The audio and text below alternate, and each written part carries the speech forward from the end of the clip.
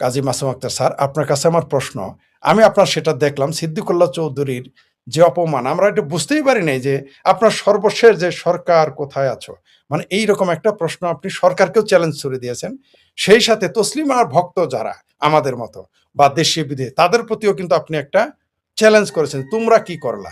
কারণ তাকে যেভাবে অপমান করা হয়েছে, যেভাবে, আমি অবাক হয়ে গেলাম। একজন মন্ত্রী ছিলেন তিনি, এই সিদ্দিকুল্লাহ চৌধুরী, তিনি কিভাবে এই ধরনের মানে বাজে শব্দ ইউজ করেন। নারী হিসেবে তাকে অপমান করেছেন, লেখিকা হিসেবে তাকে অপমান করেছেন, এবং একজন মানুষ হিসেবে তাকে অপমান করেছেন বলে আপনি উল্লেখ করেছেন, এবং আপনি রাষ্ট্রকে কাঠগড়ায় দাঁড় করিয়েছেন। সেই সাথে আমাদের মতো তসলিমা ভক্তদের জন্য কেউ আপনি কাঠগড়ায় দাঁড় করিয়েছেন। প্লিজ স্যার, এই ব্যাপারে একটু বলেন। প্রথমত আমি শুভেচ্ছা জানাচ্ছি শেখ ফরিদ সাহেবকে। আপনার কাছে আমার প্রথম আসা, জি, আপনার সাথে প্রথম আলাপ, জি, সবটাই প্রথম। আপনার নাম শুনেছি, আপনার ভিডিও কিছু দেখেছি, কিন্তু আমার Thank you. সৌভাগ্য হয়নি আপনার সাথে বসার। না, আমার আর সৌভাগ্য। আপনারা যারা দর্শক গোটা পৃথিবীতে হুম, লক্ষ লক্ষ দর্শক, তাদেরকে আমার শুভেচ্ছা। জি, আপনারা ভালো থাকুন, সকলকে ভালো রাখুন। আমি দু তিনটে কথা, তসলিমা নাসরিন বিচ্ছিন্ন বিচ্ছিন্ন কাজী মাসুম আক্তার, এটা কিছুই নয়। এই বিশাল বিপুল মানব সমাজে আমরা কিছু বিচ্ছিন্ন ব্যক্তি মাত্র। আসলে কিছু আদর্শ, কিছু বোধ, কিছু চেতনা, কিছু ভাবনা, জি, যেটাকে লালন করতে হয়, যেটাকে পালন করতে হয় মনুষ্য সমাজকে বাঁচিয়ে রাখার জন্য। সমস্ত থেকে সমাজ থেকে যত ক্লেদ, কুমুচ, ঘৃণা দূর করার জন্য। হ্যাঁ, তাতেই মানবতার উত্তরণ ঘটে, সত্যের জয়গান তাতেই হয়। সেজন্যই আলোচনা, সেজন্যই প্রসঙ্গ তসলিমা, সেজন্যই প্রসঙ্গ কাজী মাসুম আক্তার বা আপনারা যারা দূর দূরান্তে লোকচক্ষুর আড়ালের প্রতিনিয়ত কাজ করে চলেছেন। আমরা জি, জানতে পারিনি মাত্র, এ আমাদের ব্যর্থতা। বিষয় হচ্ছে তসলিমা নাসরিন লেখিকা, চিকিৎসক ছিলেন, লেখিকা। তার লেখা কারো পছন্দ হতে পারে, কারো অপছন্দ না, হতে পারে। এই মৌলিক অধিকার প্রত্যেকটা মানুষের আছে। কোনো বিষয় অপছন্দ করার অধিকারও আছে। পৃথিবীতে যুগে যুগে কালে কালে সঠিক সত্য যারা, তাদের বিরুদ্ধে গেছে বৃহত্তর মানব সমাজ। সে গ্যালিলিও বলুন, কোপার্নিকাস বলুন, হুম, সে হযরত মুহাম্মদ বলুন, তাকেও তো 13 বছর ধরে মক্কায় মারা হয়েছিল। জি, তাহলে জি, তিনি খারাপ লোক ছিলেন? সে রামমোহন রায় বলুন, সে বিদ্যাসাগর বলুন, তাদের সাথে লোক ছিল না। অর্থাৎ লোক কার সাথে প্রচুর পরিমাণে আছে, এটা দিয়ে কোনো কিছু মূল্যায়ন হয় না। যিনি বলছেন তার সাথে সঠিক দর্শন থাকলে ওটাই আসল। সঠিক কারা আছে, জি, যুক্তি বুদ্ধি সম্মত মানুষরা, তারা সঠিকের সাথে থাকে। তারা হচ্ছে সংখ্যালঘু।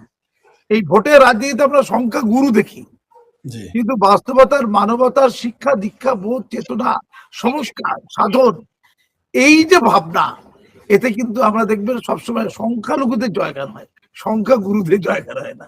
এটা জি, খুব ইন্টারেস্টিং, মাথা রাখবেন। তাই তসলিমা নাসরিনের জন্য যদি পশ্চিমবঙ্গের অমুসলমান সমাজের একটা বড় অংশ শ্রদ্ধা ভক্তি জ্ঞাপন করে, তাদের যাই লক্ষ্য থাকুক না কেন, হুম, চিন্তা যাই না থাকুক না কেন, হুম, যদি যুক্তি দেখে থাকে, সেটা অবশ্যই পূজনীয়, বরণীয়, গ্রহণীয়। জি, প্রশ্ন হচ্ছে, তসলিমার সব কথা কি সবার পছন্দ হতেই হবে? না, হতে হবে না। না, তাও সব কথা সবার পছন্দ হতেই হবে না। শেখ ফরিদের সব কথা সবার পছন্দ পছন্দ হতেই হবে, এরকম কোনো বিষয় না। মহাপুরুষদের মধ্যে তো কনফ্লিক্ট আছে। জি, এক মহাপুরুষ এক কথা বলেছেন, অন্য মহাপুরুষ অন্য কথা বলেছেন। তাহলে দুটো মহাপুরুষদের অনুগামীরা রাস্তায় নেমে মারপিট করবে? না, না, না, তারা বৌদ্ধিক আলোচনা করবে। তাদের পেন মাইটার দেন সোর্ড, তলবারই নয়, পেনটা তাদের কাছে আসুক, পেন দিয়ে আলোচনা হবে। আর আমাদের একটা দেশ আছে, ভারতবর্ষ, বাংলাদেশ, যেখানে আদালত আছে, শাসনতান্ত্রিক প্রতিবিধানের মৌলিক অধিকার রয়েছে জনগণের। জি, তারা আদালতে যাবে। তসলিমা নাসরিনের বক্তব্য অনেক লোকের কাছে নমস্য, গ্রহণীয়, বরণীয়, হুম, আর একটা অংশের কাছে গ্রহণীয়, বরণীয় নয়। স্বাভাবিক, কি হয়েছে, তার বিরুদ্ধে প্রতিবাদ করবে, প্রতিরোধ করবে। প্রতিরোধ মানে হচ্ছে কথার প্রতিরোধ, পেন দিয়ে প্রতিরোধ। আর নাহলে আদালতে যাবে, রাইট, যে কোথায় অপরাধ আছে, কোথায় না আছে, কোথায় ভুল বলেছেন, কোথায় ধর্মীয় অসম্মান করেছেন, নবীকে অসম্মান করেছেন, যাই কিছু করেছেন। নবীকে সম্মান করার যেমন অধিকার আছে, হুম, নবীর যারা ছাত্র, নবীর জীবনকে পর্যবেক্ষণ করতে গিয়ে যদি কোনো কালো খুঁজে পায়, সেই কালোকে বিশ্লেষণ করার অধিকার আছে। এক্স্যাক্টলি, তখন তো স্বচ্ছতা আসবে। রাইট, কাজী মাসুম আক্তার শ্রেষ্ঠ শ্রেষ্ঠ বললে হবে না। হবে না, হ্যাঁ, কাজী মাসুম আক্তার জীবন ধারণকে, হুম, তার চলাফেরাকে কষ্টি পাথরে যাচাই করে নিঃসন্দেহে। মূল্যায়িত করে যদি কেউ শ্রেষ্ঠ বলে, জি, তাহলে সেই শ্রেষ্ঠর মান্যতা আছে, আবেগের শ্রেষ্ঠতা নয়। রাইট। মমতা ব্যানার্জি বলে একজন ছিলেন মুখ্যমন্ত্রী পশ্চিমবঙ্গের 15 বছর ধরে। হুম, তিনি মা মা মা মা প্রত্যেকের মা ছিলেন। না, যত এমপির মা, যত এমএলএ এর মা, হুম, হুম, পশ্চিমবঙ্গের বৃহত্তম শ্রেণীর লোকের কাছে মা মা মা, সততার প্রতি জি, ছিলেন তো। কষ্টি পাথরে মমতাকে যাচাই করা হয়নি, গাজী মাসুম আক্তাররা যাচাই করেছিল, এক্সাক্টলি। তাকে ধরিয়ে দিয়েছিল যে তিনি মা নয়, তিনি অন্য কিছু, অন্য কিছু। তিনি অন্য কিছু। মায়ের ধারণ করে আছে বেশ, সেটা বেশ আরো ভয়ঙ্কর। ধারণ করে। মায়ের বেশ ধারণ করে সন্তানের গলা টিপে মারার জন্য যদি কোনো চক্রান্ত থেকে থাকে, আহা! সেই চক্রান্তে তিনি হচ্ছে রূপকার। এটা কাজী মাসুম আক্তাররা 15 বছর ধরে বলে আসছে। কাজী মাসুম আক্তারদের 15 বছর ধরে অত্যাচারিত হতে হয়েছে, কুলাঙ্গার বলা হয়েছে, হিন্দুত্ববাদী বলা হয়েছে, মানবতার শত্রু বলা হয়েছে এবং হত্যা করার চেষ্টা করা হয়েছে। এখন কি হলো, যারা মা বলেছিল সবাই পালিয়ে গেছে, সব লেংটিদের মতো যারা সাংসদ ছিল সব পালিয়েছে, যারা বিধায়ক ছিল তারা বলছে মাটা খুব খারাপ, মা আর নয়, মায়ের শাড়ি, শাড়ির আঁচল কোনোটাই আর ভালো নয়। কত সহজে মায়ের সাথে মিটছে না। জি। আমি বারবার বলেছিলাম, মমতা ব্যানার্জি আপনার পাশে যারা আপনাকে আল্লাহ বলছেন, মমতাকে আল্লাহ বলা হয়েছিল জানেন তো, আল্লাহ, কি মমতা। বলেন? হ্যাঁ, দেখেন। তৃণমূলের লোকেরা মমতাকে আল্লাহ বলেছিল। আর সিদ্দিকুল্লাহ, ওকে আমি গরুর কল্লা বলি, এবার বুদ্ধিটা গরুর চেয়ে কম আর কি, গরিব বুদ্ধি একটু বেশি। এই সিদ্দিকুল্লাহ দিদির পাশে তখন বসেছিল। হ্যাঁ, তো হ্যাঁ। যখন দিদিকে কেউ আল্লাহ বললো, তখন তখন ইসলাম দিদি তার প্রতিবাদ করবে, তাই তখন আমাকে কি আল্লাহ বলছে, আমি তো তখন ইসলাম আমার একটা সাধারণ লোক। তখন ইসলাম খতরা হয়ে যায় নাই। সিদ্দিকুল্লাহ চুপ ছিল, দেখুন ধর্ম হ্যাঁ, কি জিনিস।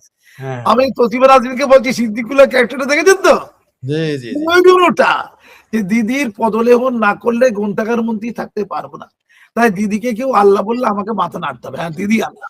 হ্যাঁ। তারপর দিদি শুধু মোল্লাদের আল্লাহ হয়েছে তা নয়, হুম। হিন্দুদেরও আবার ছিল। আরে মা বাহ! দুর্গাকে কিনে নিয়েছিল প্রায়, আরে নিজের মা মুখে না ধরে মা দুর্গা তৈরি করছিল, মনে আছে তো, নিজের মুখে। এটা মনে আছে।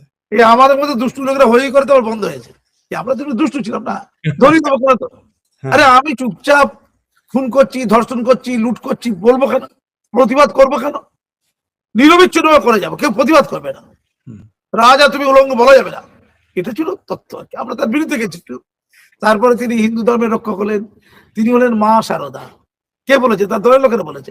তিনি তারপরে এনজয় করেছেন, হ্যাঁ, হ্যাঁ। রানী রাসমণি এনজয় করেছেন, রানী রাসমণি, মা চিন্তা শারদা। তারপরে জেন্ডারটা কন্ট্রোল করে দিয়েছিলেন তিনি। তিনি বললেন হ্যাঁ, রামকৃষ্ণ পরমহংসদেব হচ্ছে মমতা ব্যানার্জি। আচ্ছা, রামকৃষ্ণ তো পুরুষ জানি আর কি, আমরা যতটুকু জানি। মমতা তাকেও চলবে না। তার হ্যাঁ। অনুযায়ীরা বলে দিলেন মমতা ব্যানার্জি রামকৃষ্ণ পরমহংসদেব, এ যুগে রামকৃষ্ণ পরমহংসদেব। আর তার ভাইপো সেনাপতি, যাকে নিয়ে সবার এখন এত আপত্তি, সেনাপতি এখন সবার আপত্তি, তিনি হচ্ছেন কি স্বামী বিবেকানন্দ। আয় কে হায় হায়! বলেছিলেন? তিনি হায় বলেছেন। তাহলে এটাকে বলে কোষ্ঠী পাথরে যাচাই না করে মেনে নিলে এই দুর্দশা। এখন তাদেরকে দেখতে পেলে ডিম ছুটছে, আর তারা এত কলঙ্কিত চোরচিটিং বা ছ্যাচর। পশ্চিমবঙ্গের সবচেয়ে জনপ্রিয় হীন ব্যক্তি যদি দুজন থেকে থাকে এই 11 কোটির মধ্যে, হায়! একজন হচ্ছে অভিষেক, দ্বিতীয় জন হচ্ছে মমতা ব্যানার্জি। কারণ মানুষ কোষ্ঠী পাথরে যাচাই করে তাকে মা বলেনি, তাকে সেনাপতি বলে। ক্লিয়ার? ক্লিয়ার। অর্থাৎ আমাকে মাসুম আক্তারকে বা হুম। বা ফরিদ সাহেবকে বা আমাদের তসলিমা নাসরিনকে কেউ যদি শ্রেষ্ঠ বলে, কোষ্ঠী পাথরে যাচাই করেই যাচাই শ্রেষ্ঠ করে বলে, বলতে হয়। জি, কোনো আবেগ থেকে নয়। ওই শ্রেষ্ঠ বলাতে আমরা কেউ আনন্দিত হব না, রাইট। আমি আপনার মনে মিঠে শ্রেষ্ঠ বলতে হবে। আমি একমত আপনার সাথে। ক্লিয়ার? জি। এবার তসলিমা নাসরিনের লেখা কারো পছন্দ আছে, কারো পছন্দ নেই। না হতে যাদের পারে। পছন্দ নেই তারা লিখে তাকে চ্যালেঞ্জ করবে অথবা Challenge আদালতে যাবে। তাকে কি হ্যাঁ। মারতে পারে আগে বলুন? না, মারতে এটা পারে? রাইটস, এটা কারো রাইটস নেই। এইটুকু আসলে বেশি যাওয়ার দরকার নেই। বাংলাদেশে একাধিক ব্লগারকে হত্যা করা হয়েছে, হুম। তারা নাকি নবীর সমালোচক। আজ নবীর সমালোচক হবে না? নবী যা করে গেছে তার যদি যথার্থ মূল্যায়ন না হয়, তাহলে কি নবীকে শ্রদ্ধা করা হলো? আগে উত্তর দিন। না, না, না, না। এটাই বোঝানো যায় না মুসলমানদের। তারা মনে করে all critics are not enemies. এটা তাদের বোঝানো যায় না। আজকে মমতা ব্যানার্জি যদি আমাদের মতো লোকের কথা শুনে চলতেন, আজকে তৃণমূল সরকারটা পশ্চিমবঙ্গে থাকতো, রাইট। তাদের এই দুর্দশাটা হতো। খুব ভালো করে বুঝুন। হুম, আজকে ইসলাম নিয়ে গোটা পৃথিবীতে মানুষের যে অ্যালার্জি, বিরক্তি, হুম। এটা কখনই হতো না ইসলামের নিত্য নতুন সঠিক ব্যাখ্যা যদি হতো।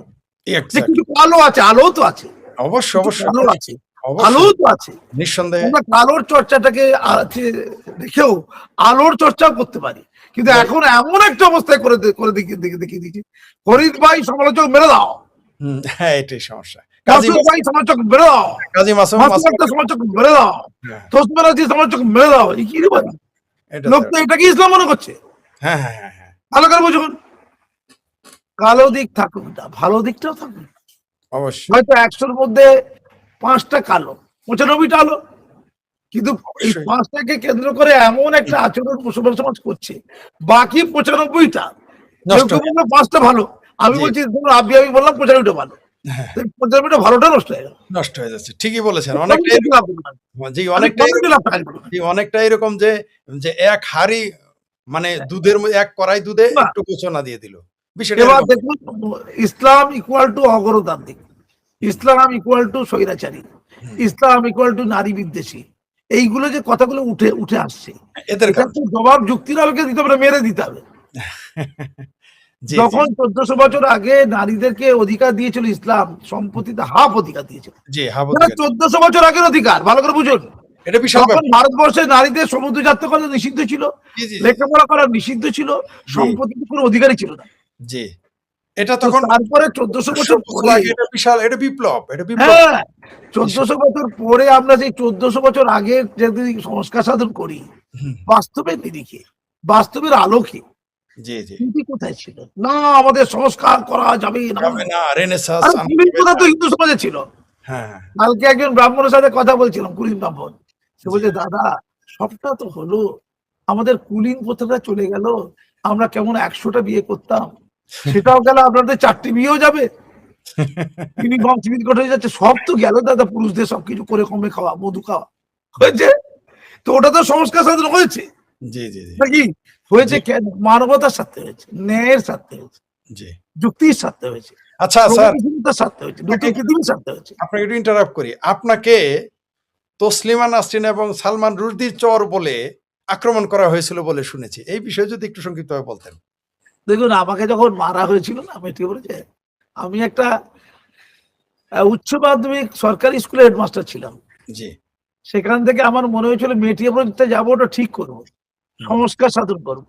হুম। কেউ যদি প্রেসিডেন্সি ইউনিভার্সিটি ছেড়ে ওই ঝাড়গ্রাম কলেজে পড়াতে যায়, সেটা যেমন ত্যাগ, কি জন্য ত্যাগই বলতে পারে। অবশ্যই, অবশ্যই। রিফর্ম করতে, আমার বেতনও হলো, রিফর্ম হলো, বেতন একটু কমে ছিল, আমি হায়ার সেকেন্ডারি জায়গা থেকে সেকেন্ডারি জায়গায় গিয়েছিলাম, নিজের বেতন কমিয়েছিলাম, এরকম আছে ঠিক। দুনিয়া, পাগল। আপনি আমি সেই, ঠিক আপনি ঠিক আমাদের মধ্যে